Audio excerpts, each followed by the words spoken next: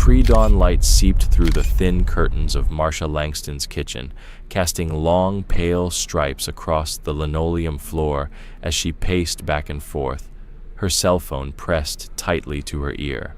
A lonely cup of coffee, now cold and untouched, sat steaming quietly on the countertop, its surface rippling with each anxious step she took. Exactly 6 months had passed since her daughter, Freya, and her two closest friends, Kiara Mendez and Callie Huang, walked into Meadow Ridge General Hospital for their overnight shift and never came home. The memory of that dreadful night felt as fresh and jagged as broken glass beneath her feet, even as time stretched onward without answers. I still can't believe we're dealing with this water crisis on top of everything else, Marcia sighed, her voice hollow with exhaustion. Across the line, Isabel Mendez's tone was equally worn. My shower ran brown sludge this morning. They say the whole neighborhood's affected.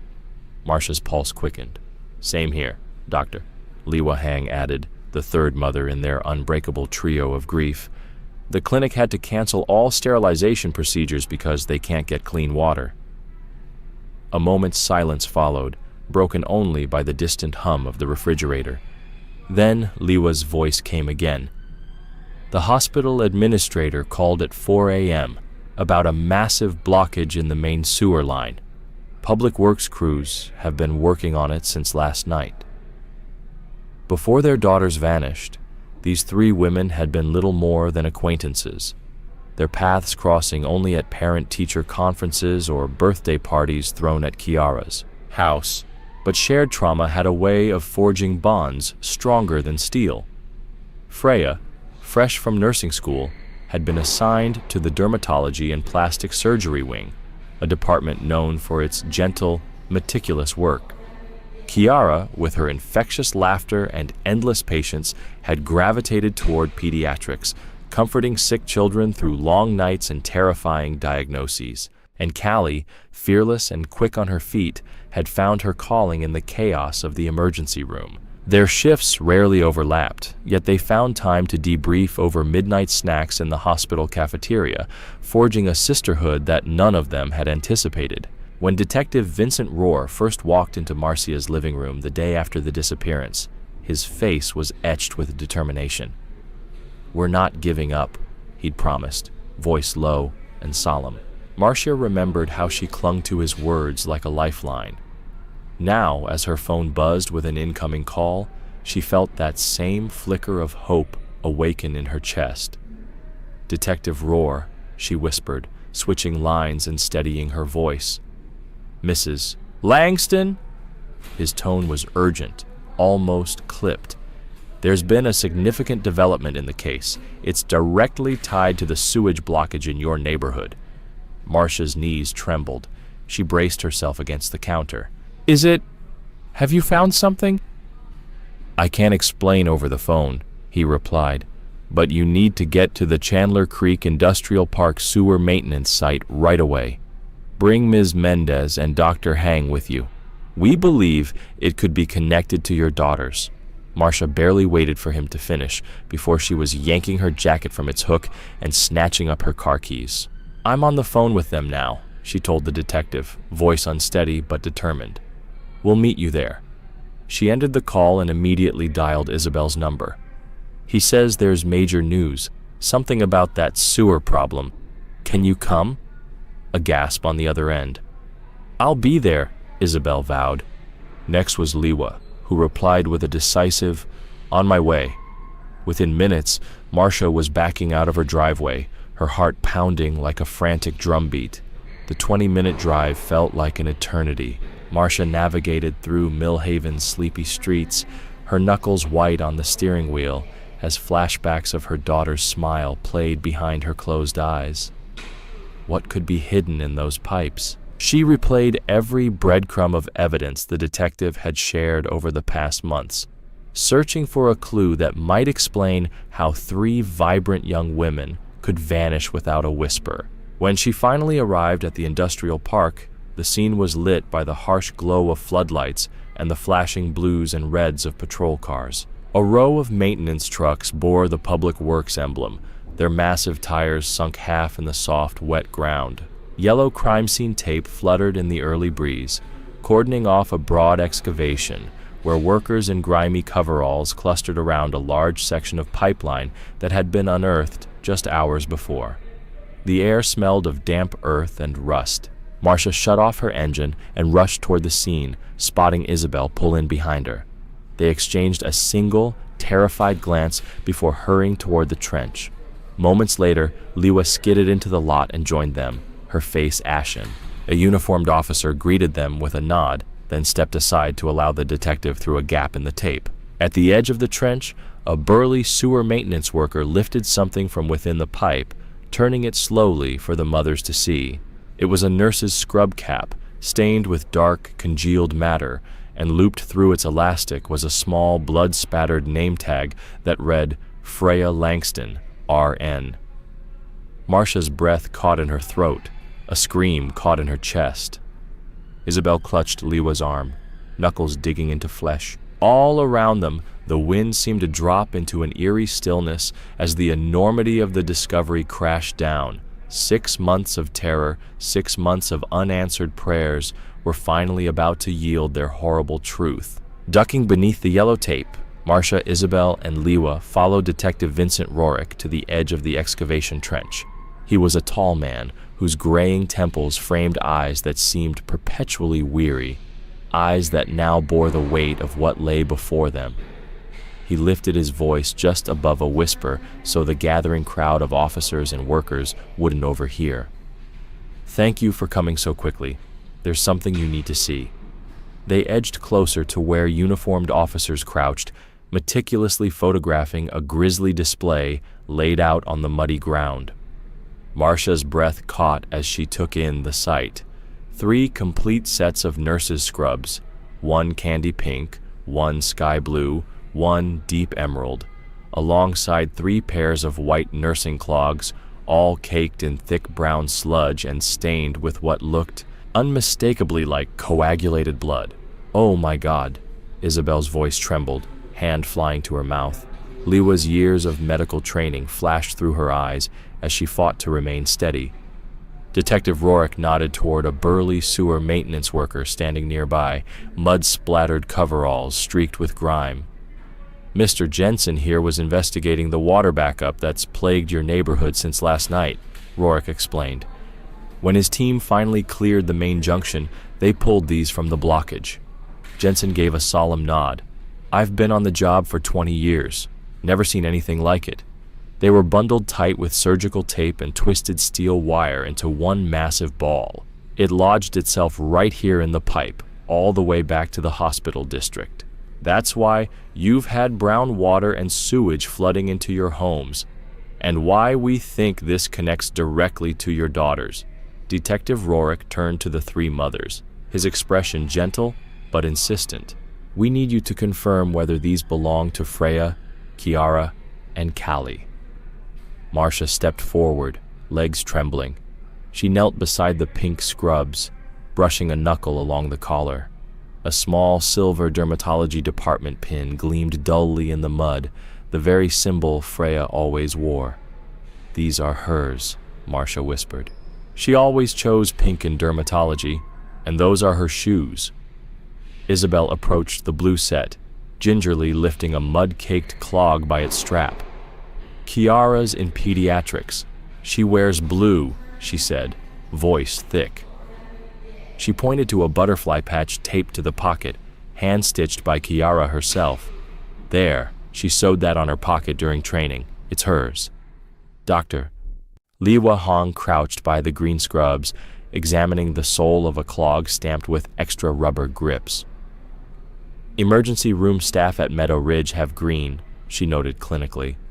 "This is Callie's size exactly, and she added those grippy soles because the ER floors are slippery when wet." "These are her shoes." Detective Rorick gave a curt nod to a nearby forensic technician setting up a portable DNA station under a canvas tent. "We'll run preliminary tests right here. Please wait at the command vehicle.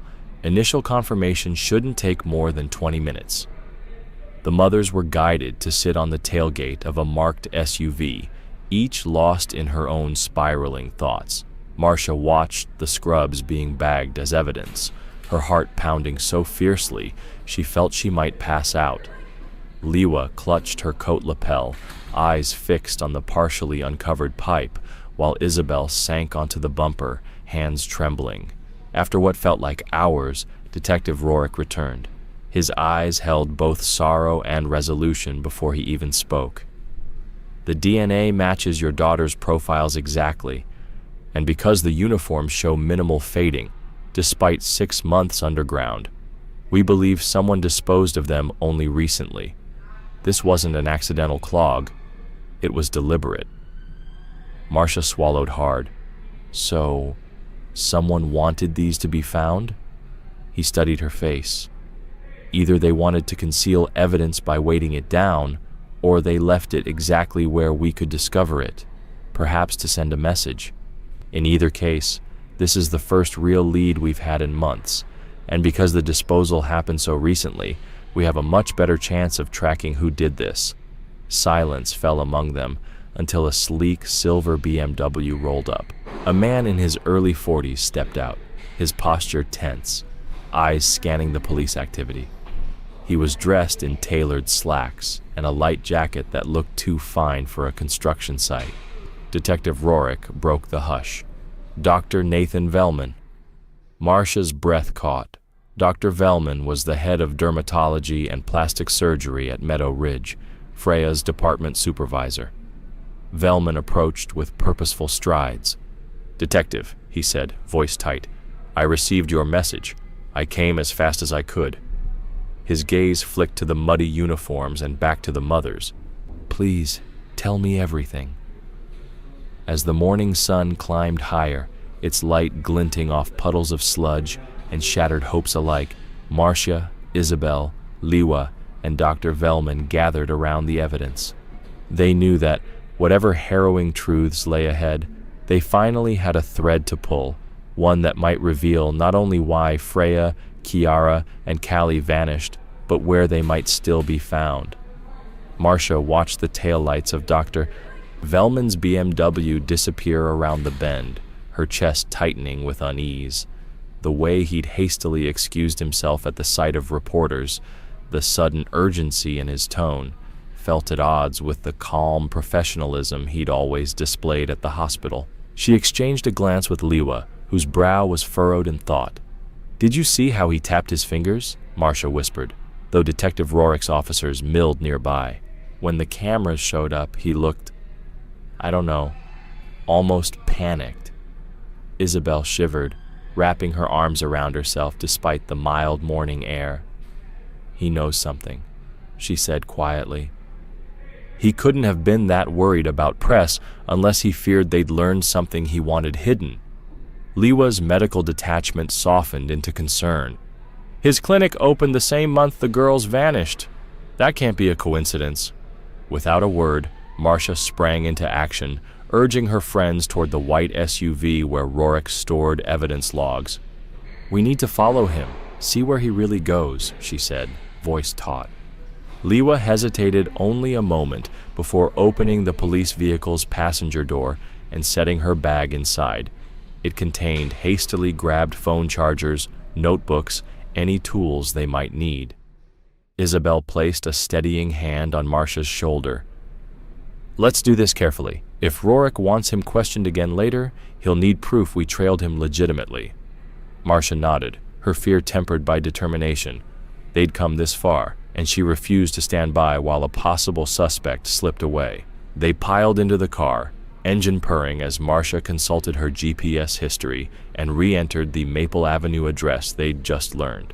Traffic was light on the tree-lined stretch, and soon they turned onto the narrow side street, passing the bakery where Marcia's husband had bought cinnamon rolls each Sunday, now deserted in the wake of the scandal. At the corner of Oak Street, a modest but modern sign proclaimed Velman Aesthetic and Reconstructive Clinic, its freshly painted facade incongruously bright beneath a sun-streaked sky. The mothers slowed to a crawl, and Marcia eased to a stop across the street, watching two parking spaces reserved for patients, both empty in mid-morning.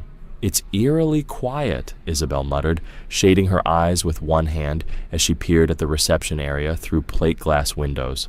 A velvet rope separated the waiting chairs from a sleek reception desk, behind which a lone assistant tapped angrily at a keyboard. No sign of Velman himself. Marcia clicked off the engine and set her phone to record video from the windshield, ensuring their approach would be documented. Liwa slid out of the front seat, stowing her bag and pulling a hooded coat from her lap. It was cooler in the shade cast by the building, and she didn't want to stand out. As they crossed the street, the receptionist glanced up, lips tightening into a polite but practiced smile. "Good morning," she said, her voice smooth. "Dr. Velman has a brief emergency. He stepped out to see an urgent patient at another location. He'll return shortly." Marcia's pulse ticked faster. "Is there a schedule posted somewhere?" she asked, stalling for time. The receptionist pointed to a glossy frame on the far wall. "Dr. Velman, consultations by appointment only. Afternoon sessions begin at 2 p.m. Marcia noted the absence of any morning hours. The clinic had no slot for early consultations despite being open, suggesting that whoever was seeing him today might be off the official books. "Emergency patient?" Liwa echoed. "Where?" The assistant hesitated, flicking a glance toward the hallway. "I'm not authorized to disclose private patient locations. I'm sorry."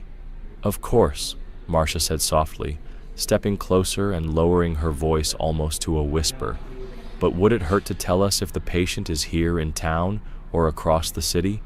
"He promised Detective Rohr he'd make time." The receptionist's smile faltered. He'd prefer no disruptions today." With that, she turned back to her screen, clearly closing off further questions. Marcia exchanged glances with Liwa and Isabel. "He lied," she said, voice barely audible. "He told Rohr he'd be here during normal shift hours. He knew he was avoiding more detailed questioning." Collectively, they retreated to the safety of their car, sealing doors behind them. Marcia's knuckles whitened as she dialed Detective Rohr's number. He answered on the second ring, still walking among evidence tents. Marcia reported what they'd seen: the absence of a morning session, the receptionist's evasiveness, the clinic's conspicuous emptiness. He listened intently, issuing orders. "Stay on site for now. I'll get uniformed backup to accompany you if you decide to approach the clinic again. Don't confront him directly." As they ended the call, a sleek black SUV rolled into the clinic's parking bay, and a man in a charcoal suit stepped out. Tall, lean, with a hawkish profile that Marcia didn't recognize. He slipped inside through the door marked "Staff Entrance," without so much as a glance at the mothers. "Who's that?" Isabel whispered. Liwa's eyes narrowed. "I don't know, but he's no patient. He looks like security or maybe legal counsel." Marcia's heart thundered. The puzzle pieces were falling into place.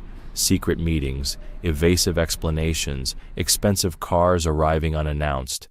Someone was protecting Velman, or someone higher up. Determined not to lose this lead, Marcia leaned close to her friends. "Let's head back to Rorik and tell him everything.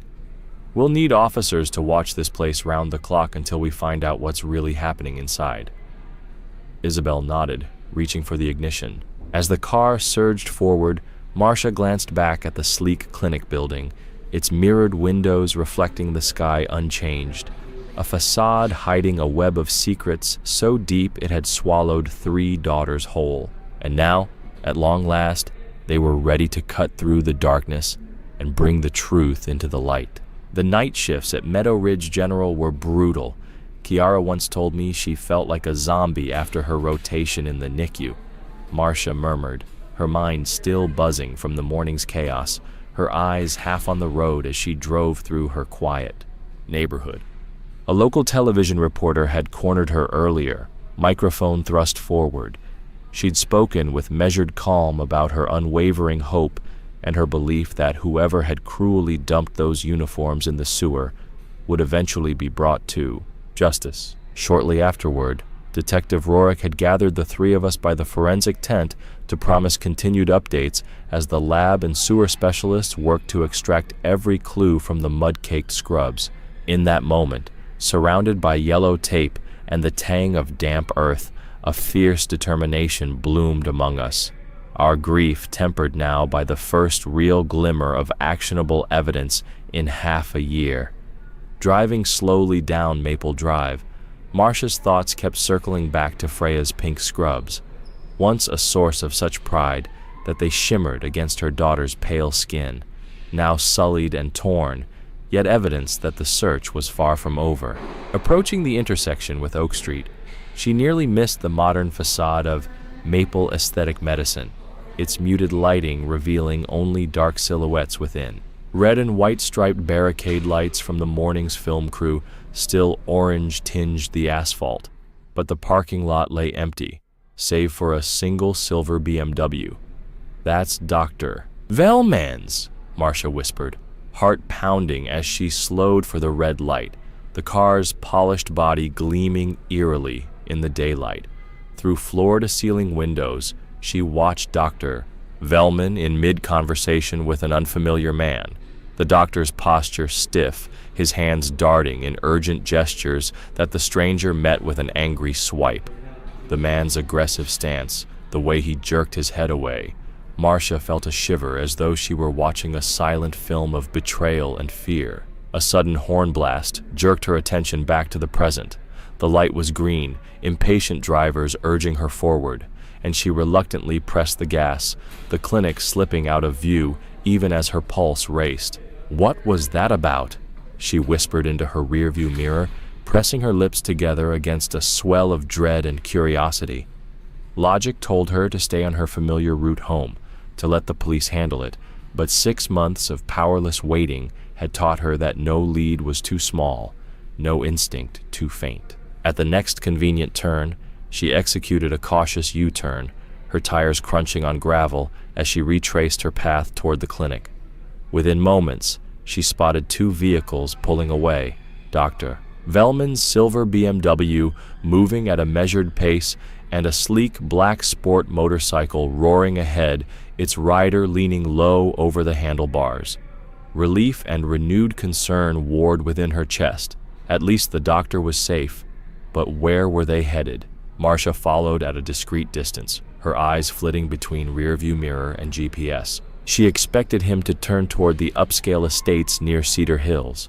Freya had once told her about a celebratory gathering at his architecturally stunning home after a complex reconstruction surgery, a memory Marcia held close. She'd dropped Freya off that evening, glimpsed her daughter's flushed cheeks and the doctor's conspiratorial wink that left Freya blushing for weeks. That flirtation had vanished as quickly as it arrived, but tonight the echoes felt ominous.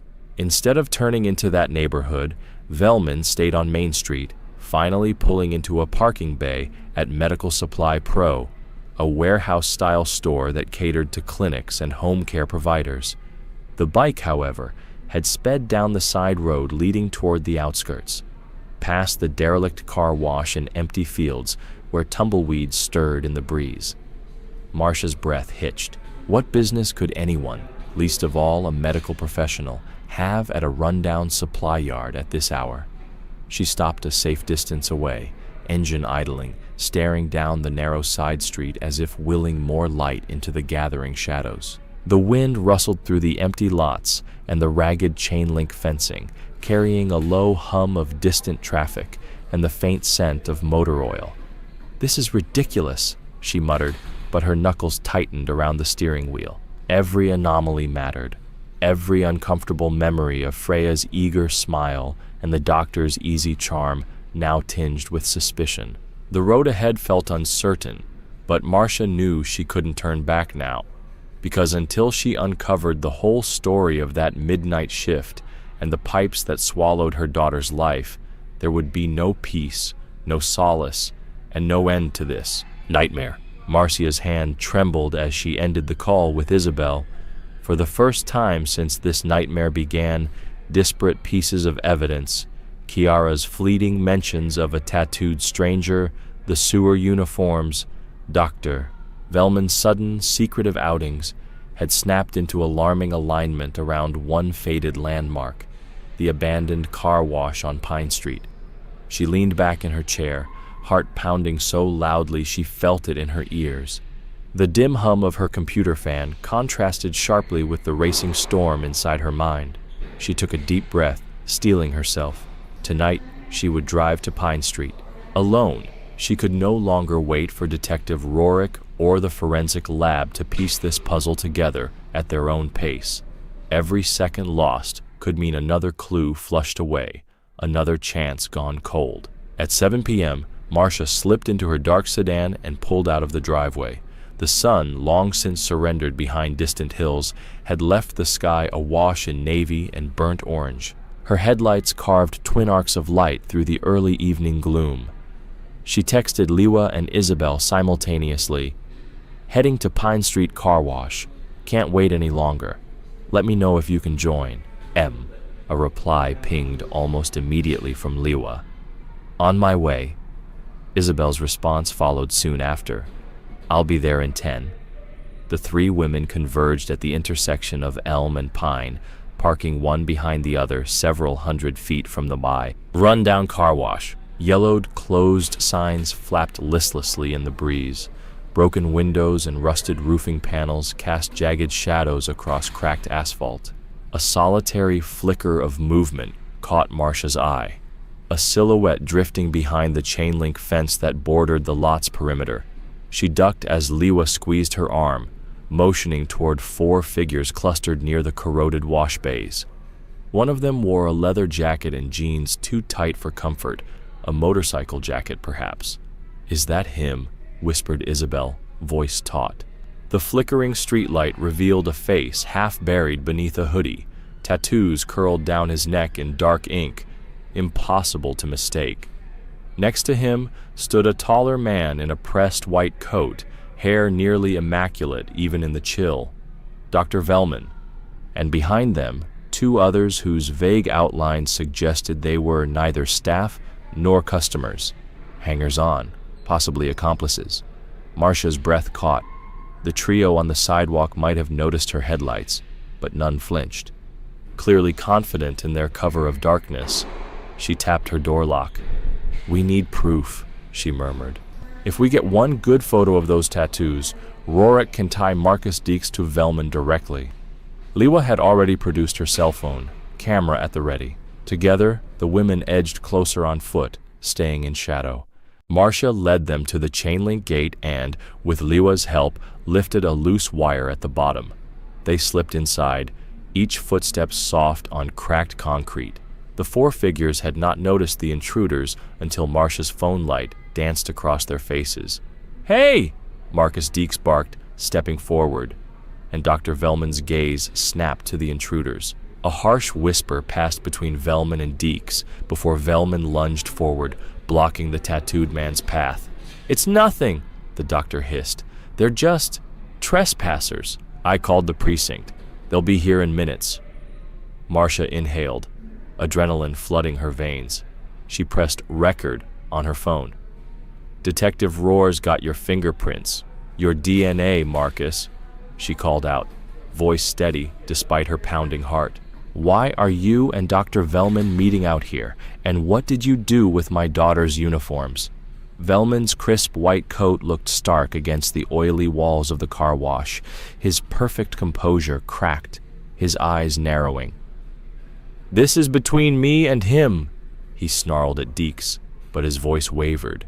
Deeks glared at Marcia, the tattoos twisting almost alive in the low light.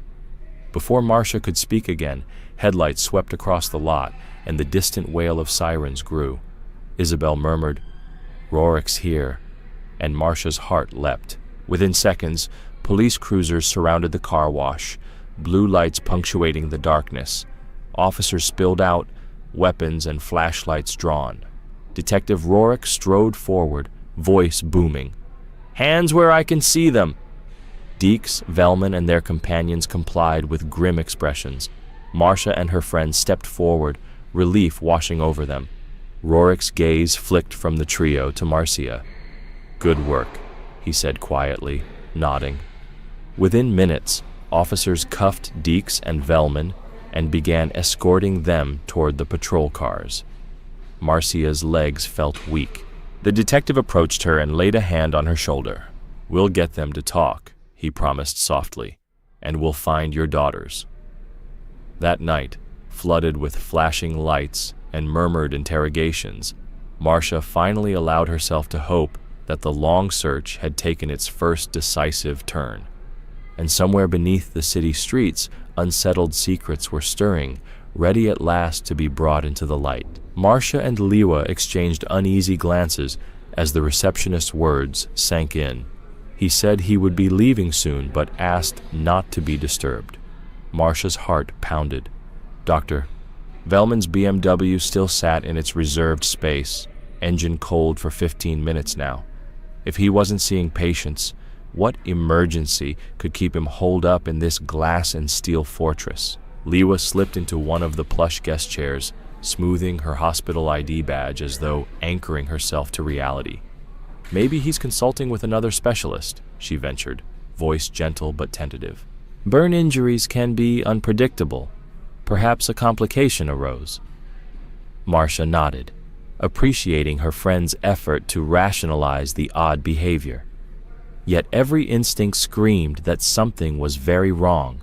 They settled into an awkward silence, the soft click of the receptionist's keyboard and the distant hum of air conditioning punctuating the emptiness. A display case showcased before and after photographs of flawless reconstructive work, faces marred by scars, then reborn under Dr. Velman's skilled hand. Marcia's gaze drifted to a framed certificate on the wall. Board certified in maxillofacial and reconstructive surgery. Freya had trusted him implicitly, had even confided dreams of one day working side by side with him in this very clinic. 15 minutes passed. 20. Marcia's fingers tapped restlessly on her knee.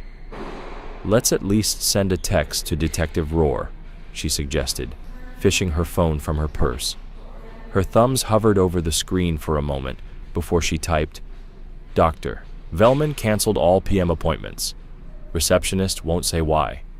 His car's still here. Something doesn't add up." Moments later, a single-line reply appeared. "Stay put. I'm on it."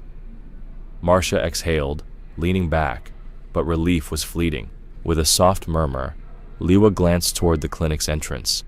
"I should," she began, rising, but Marcia caught her arm. "No, we wait together." She needed Liwa's steadiness now more than ever. The clinic door suddenly swung open, and two sharply dressed men in dark suits stepped inside, one tall, with a severe haircut and mirrored sunglasses, the other shorter, thick-set, arms folded. They moved with purpose straight past the receptionist into the inner corridor. Marcia's pulse leapt. Plainclothes security, or something more sinister? A few moments later, a pale-faced nurse burst through a side door, her scrubs stained with blood. She gasped as she saw Marcia and Liwa. "There's been an accident," she whispered. Down the hall, Mr. Jordan, the consulting dermatologist, collapsed. "They're calling an ambulance." Marcia shot to her feet. "Jordan? That's not an emergency Velman mentioned." The nurse shook her head, eyes wide. "I don't know details. They wouldn't let me through." Within seconds, the corridor door swung again, and Dr. Velman appeared, his crisp white coat stained with a smear of blood on one sleeve. His dark hair, usually immaculate, was mussed. He paused, meeting Marcia's gaze through the glass wall. His lips parted as though to speak, but the two men in suits flanked him immediately, ushering him back inside. Liwa reached for Marcia's arm. "We need to go after him," she said, voice tight. But before Marcia could respond, the clinic entrance alarm chimed. A police cruiser rolled up, lights flashing silently but unmistakable through the tinted windows. Detective Rohr and two uniformed officers strode in. The receptionist looked up, relief flooding her face. "Detective, thank God you're here. Dr. Velman, well, we weren't supposed to—" Rohr cut her off with a curt nod. He crossed to Marcia and Liwa. "You two okay?" he asked, His eyes flicked to the suits and the blood-stained coat that peeked from the inner corridor. "What happened here?" Marcia's voice trembled as she recounted the receptionist's cancellation, the suits, the nurse's collapse, and Velman's retreat. Roar frowned, then motioned to the officers. "Secure the perimeter. I want paramedics on standby, and no one leaves this clinic until we know what's going on." He turned back to Marcia. "You did the right thing coming here." A soft commotion sounded from the hallway as the men in suits reappeared behind a stretcher bearing a motionless figure draped in a green blanket. Marcia's stomach clenched when she realized the shape under the sheet was not the slender Ms. Jordan, but someone far more familiar, a person wearing Kelly green scrubs, the same hue as Callie Huang's uniform. Her breath caught. The sheet slipped as paramedics lifted it, and beneath lay an emaciated body, wrists bound with surgical tape and steel wire identical to the blockage bundle in the sewer pipe. The color of the scrubs, the fit, the distinctive rubber-soled shoes, horror raced through Marcia's veins. Detective Roar's face went ashen. He spoke quietly into his radio. "All units, hold on. We have 3 bodies in Dr. Velman's emergency room bay." Chaos erupted. Officers surged forward, paramedics called for additional support, and Roar turned back to Marcia and Liwa. "I'm so sorry," he said, voice tight with grief and rage. "It seems the uniforms weren't the only things dumped in the sewers." Marcia's world tilted. Tears streamed down her cheeks as she realized the truth. Freya, Kiara, and Callie had not just vanished, they had been alive, somewhere beneath Mill Haven, until very recently. And now, at last, their mothers stood on the brink of the answer they had dreaded but needed more than anything. Where and how their daughters' stories had ended, and who had stolen them away. Liwa's finger trembled as she tapped "Send" on her phone. Within seconds, a single-line reply from Detective Roar blinked on the screen. "I'm on my way. Hold tight and don't approach the building yourself." He then called, "Marcia, Liwa, good catch. I'm diverting a squad to Meadowview Clinic now. Stay in your car, keep your distance, and I'll update you as soon as officers are in position." Marcia raked her hand through her hair and eased the car into a shadowy corner of the gas station lot. The evening air had turned cold, but sweat beaded on her forehead. Across the street, the decrepit clinic squat in silhouette, its broken windows reflecting the last glow of day. The motorcycle, scarred with mud and grime, rested beneath a flickering streetlight. Next to it, Dr. Velman labored with an oxygen tank and the portable stretcher, his crisp white coat smeared along the back.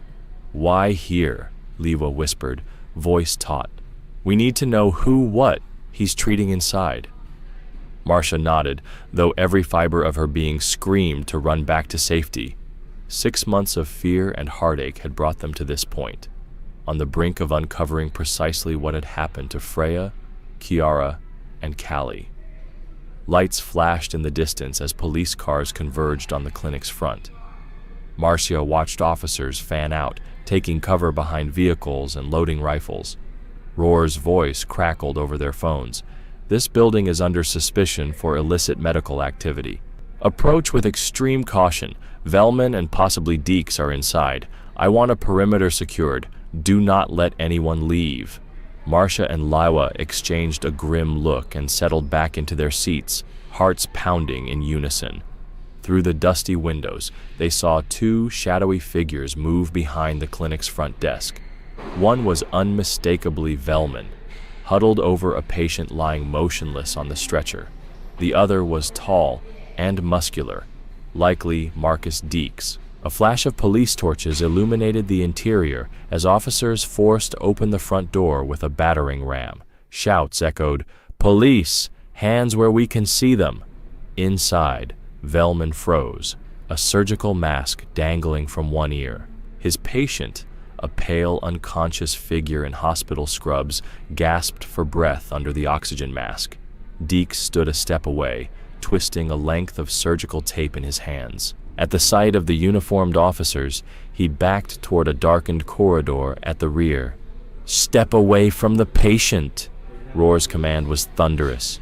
Two tactical officers stormed past him toward the stretcher, checking the patient's pulse. Marcia's stomach knotted as she realized, with sudden horror, who lay there. The familiar thin frame of Callie's green scrubs, the distinctive rubber-soled shoes just visible under the sheet. "Detective!" Marcia's voice trembled over the phone. "It's her, Callie. She's alive." Roar's response was clipped but relieved.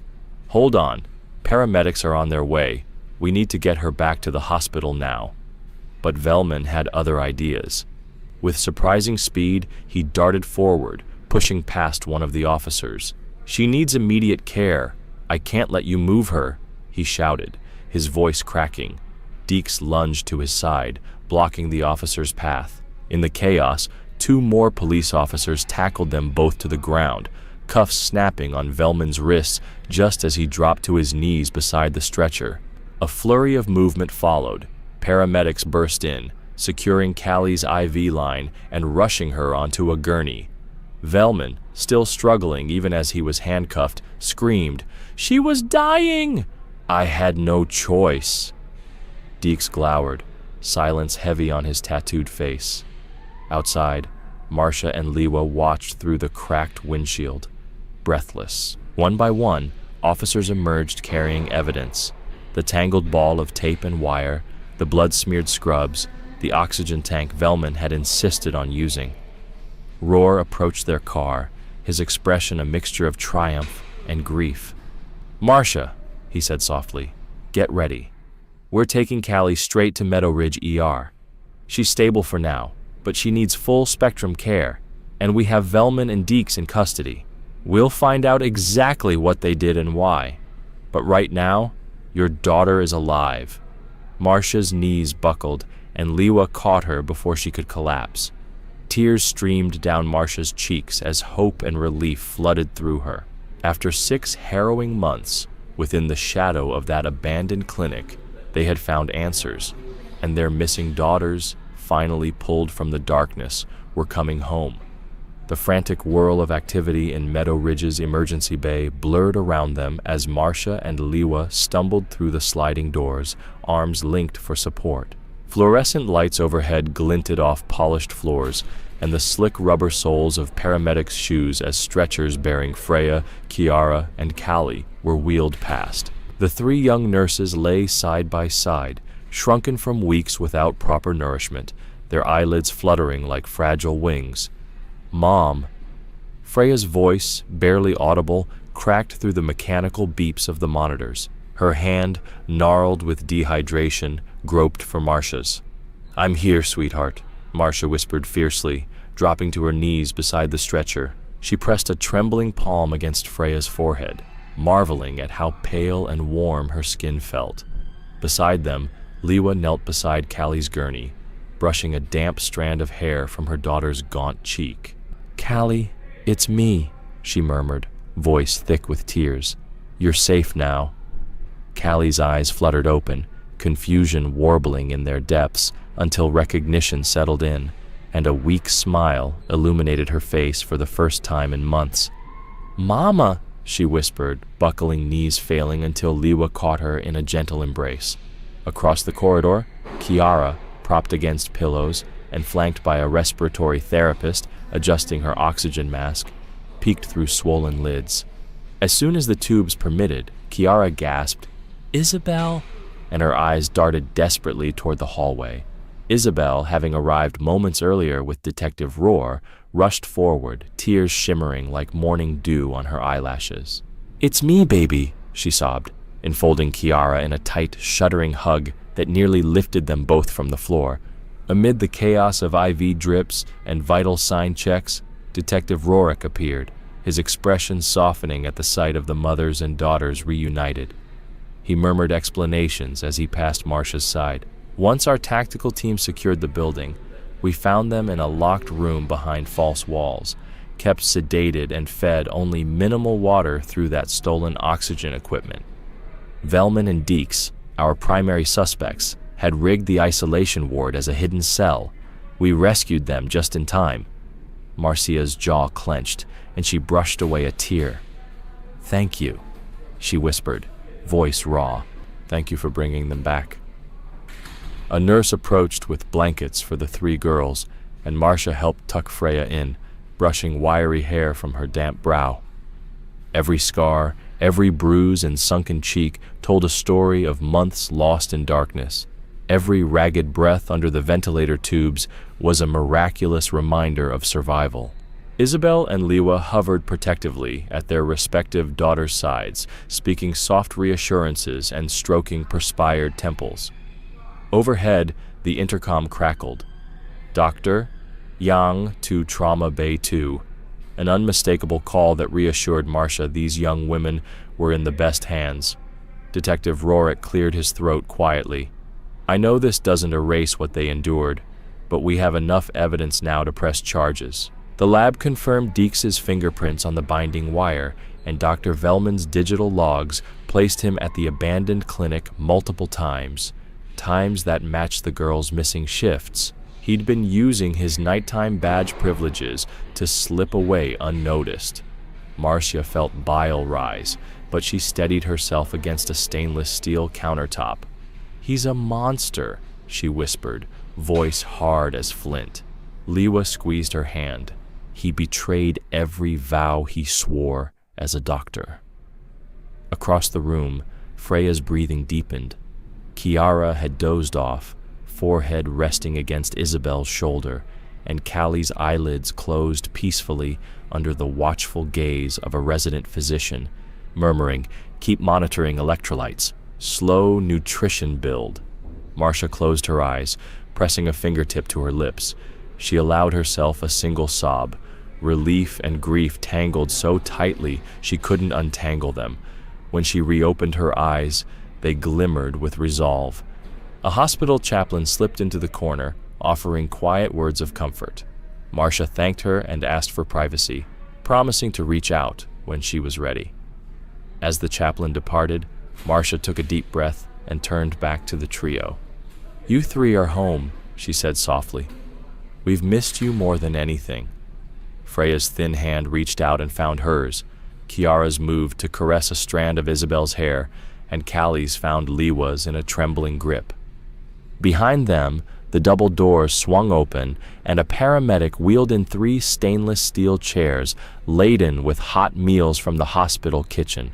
Chicken broth, soft toast, applesauce, foods chosen for gentleness on weakened stomachs. The mothers exchanged a small, hopeful smile before guiding their daughters toward nourishment. With each careful spoonful, Marcia felt the last 6 months of fear ebb away, replaced by the firm belief that darkness, however vast, could never overcome a mother's love or a daughter's will to survive. Later that evening, as the ward quieted and lights dimmed to night mode, Marcia sat beside Freya's bed, brushing her hair with tender strokes. Freya's breathing was deep and even now, and her lips curved in a peaceful expression as she slept. In the hallway, Moo, heading for their own bunks in the caregiver's lounge, Liwa and Isabel paused and exchanged tearful hugs, knowing that tomorrow's first steps toward healing would be the hardest, but also the most sacred. And somewhere beyond the locked clinic cells and the city's laden sewers, Marcia whispered a prayer of thanks that her daughters had been found, alive, wounded, but free, and that, at last, the nightmare born in the hospital's late-night corridors had ended. Freya's eyelids fluttered as she settled back against the pillows, her voice barely more than a rasp. "Mom, there's so much I need to tell you," she whispered, each word a struggle against the tubes and IVs. Marcia tightened her arms around her daughter and squeezed her hand, urging her to go on. Detective Rohr drew his chair close, pen and notepad at the ready, though his eyes were full of compassion rather than interrogation. "Take your time, Freya," he murmured. "We'll listen." Freya inhaled shakily, wincing at the mild pain of drawing breath after months of cramped confinement. "It started the night we disappeared," she began, voice trembling but clear. "Dr. Velman pulled me, Kiara, and Callie aside after our shift. He said there was an urgent case he needed help with, that it was off the books and life-saving. We were tired and trusted him. He was supposed to supervise a last-minute reconstruction for a trauma patient. When we arrived here, she gestured weakly toward the thin curtain divider. The doors locked behind us and the lights went out. Marcia swallowed hard, her throat tight with panic. Isabel and Liwa exchanged horrified glances as Freya continued. We tried to get out, but Marcus Deeks was already inside. He threatened us, said he'd kill us if Dr. Velman didn't perform surgery on him. At first, I thought it was a horrible joke, but then he brought out restraints and sedatives. We realized it wasn't a medical emergency. It was extortion. Detective Rohr's jaw clenched. He drugged you and kidnapped you here? Freya nodded weakly. He wanted a new face, said he'd had enough of being recognized. Dr. Velman tried to stall, saying he couldn't risk his license. So Deeks kept us alive as hostages and punished Velman by flushing our scrubs into the sewer when he refused. That blockage. You found our uniforms because Velman never replaced them. Marcia pressed her forehead to Freya's hand, tears spilling unheeded. You stayed alive because... She trailed off. Because I reminded Marcus who Dr. Velman was, Freya said, eyes bright despite her exhaustion. I told him about my mother's blog, how the hospital staff would notice if I didn't show up. He believed I had proof. He wanted Velman to fix his face before the police got involved. She coughed softly, and Liwa brushed a cold compress to her forehead. Callie and Kiara tried to escape once, but the corridor was locked from the outside. We learned to wait, conserve energy, hope someone would find us.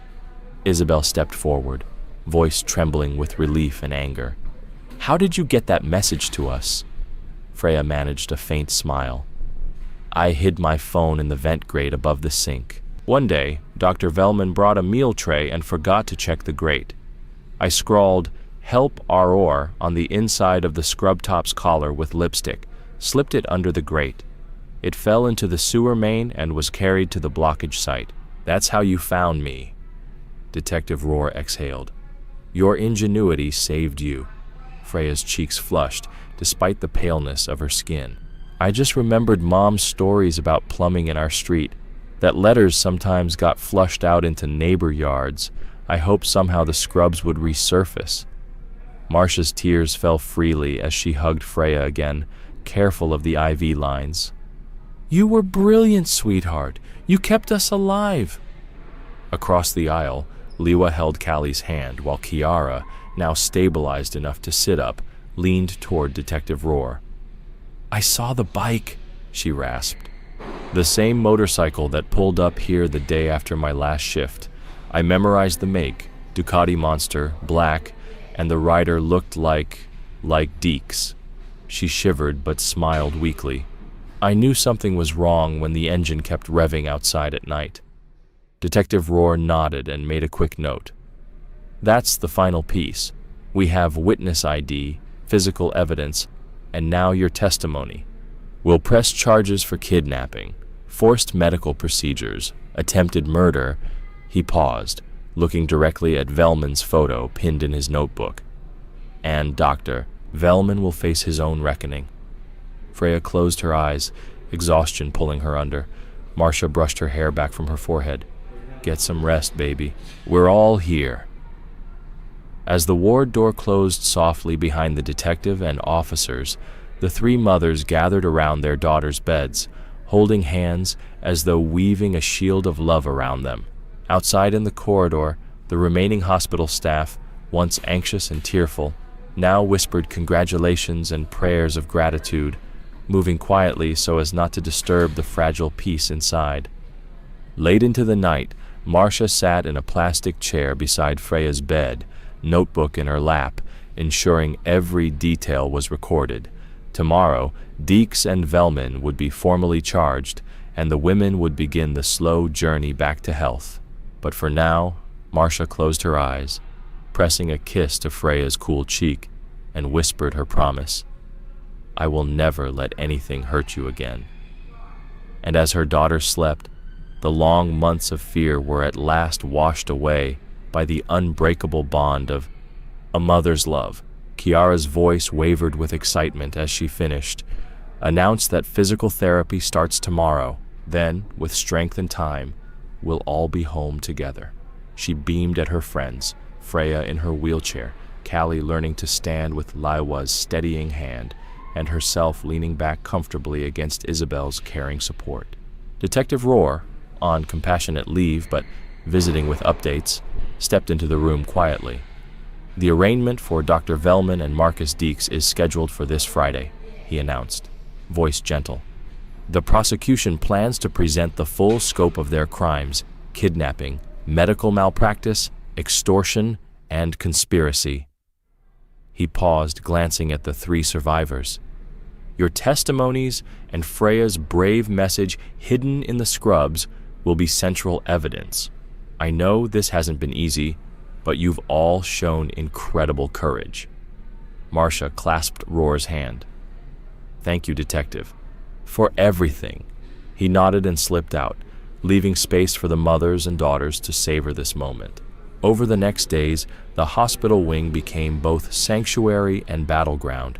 Rounds of medical assessments, whispered therapy sessions, and visits from loving friends and extended family. Volunteers from the nursing union brought home-baked meals, while local art students painted vibrant murals along the hallway to remind everyone of hope and resilience. One afternoon, the three mothers escorted their daughters through the quiet corridor to the hospital chapel, where a small gathering convened. Hospital leadership, the survivors' fellow nurses, and community members who had worked tirelessly to keep the vigil alive online and in neighborhood watch groups. Candles flickered in stained glass windows, and messages of encouragement lined the walls. Freya stepped forward to speak, supported by Marcia. Though her voice was still fragile, it carried the strength of someone reborn. Thank you all, she began, eyes misting, for believing we were alive, for demanding answers, and for standing by our families. You brought us back from the darkness.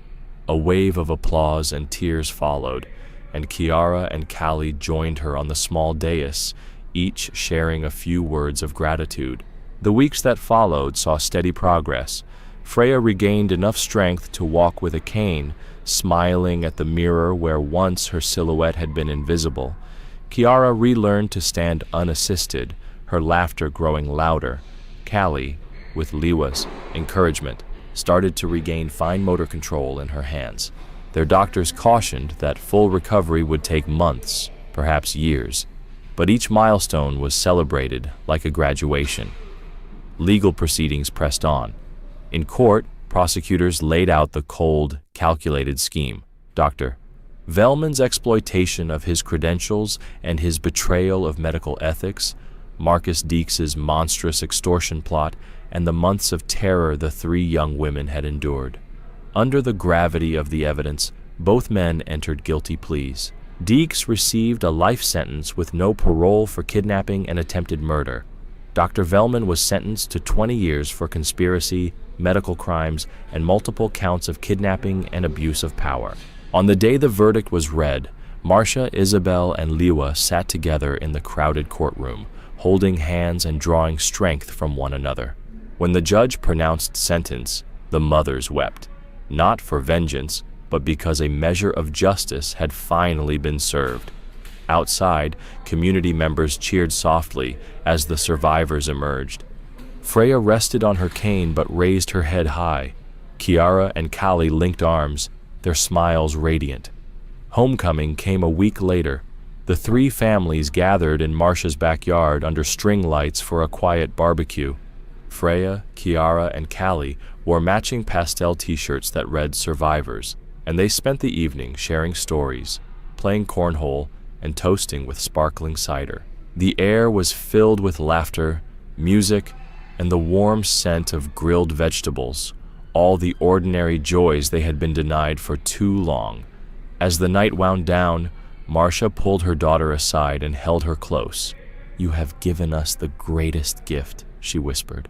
"Your bravery, your hope, it brought us back to you."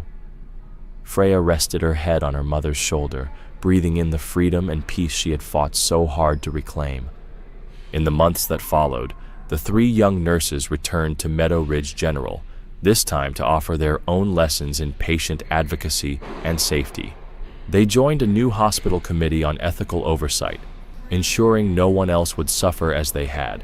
Their story became a beacon in medical schools and nursing conferences, a testament to resilience, solidarity, and the power of speaking truth to darkness. And every year on the anniversary of their rescue, the families and the entire Millhaven community gathered by the old Meadowview Clinic, now torn down and replaced with a peaceful community garden.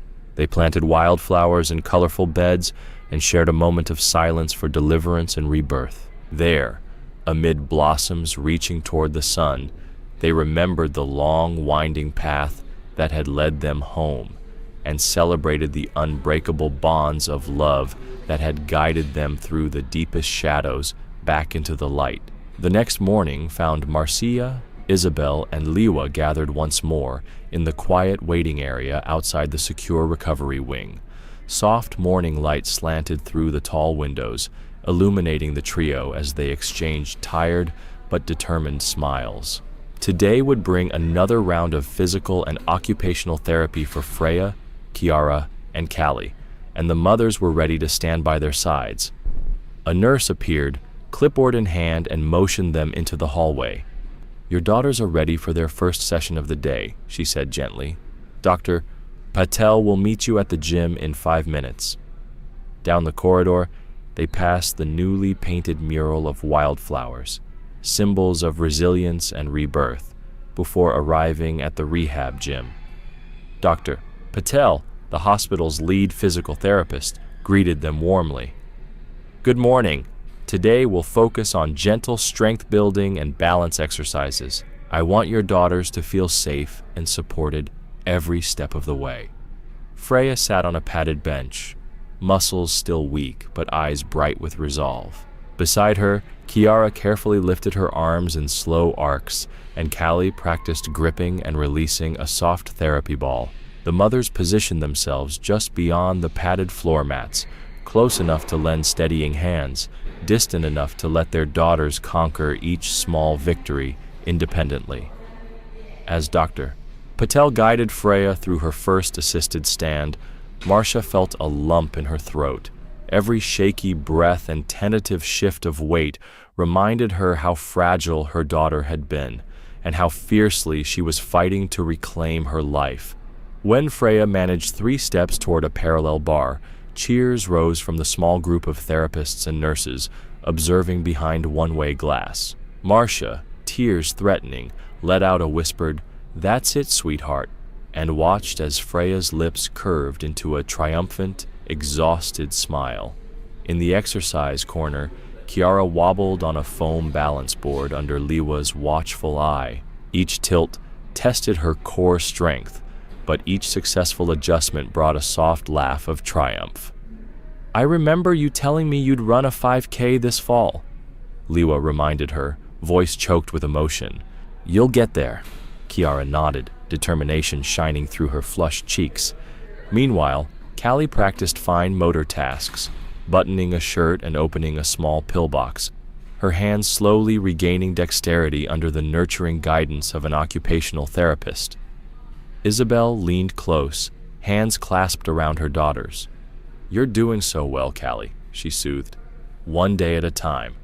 An hour later, the families reconvened in the hospital cafe, steaming mugs of decaf tea in hand. Freya sipped slowly, cheeks flushed from exertion. Kiara and Callie nibbled on soft yogurt and fruit. The mothers shared updates, progress milestones, therapy plans, upcoming psychological support sessions, and quietly celebrated each small win. "6 months ago, we were living our worst nightmare," Marcia murmured, glancing out at the empty hallway where shadows still whispered of the past. "Now look at them, fighting back." "We're going to need that community garden again," Liwa said, referencing their annual vigil. "Let's plant a sunflower in each of our daughters' names." Isabel nodded. "And maybe next year they can run through it together, just for fun." Together they rose, hearts buoyed by hope and the unbreakable bonds forged in adversity. As they guided their daughters back toward therapy, each step steadier than the last, they knew the road ahead would still hold challenges, but they would face them as they always had, side by side, confident that love, determination, and a little bit of wildflower courage would carry them through.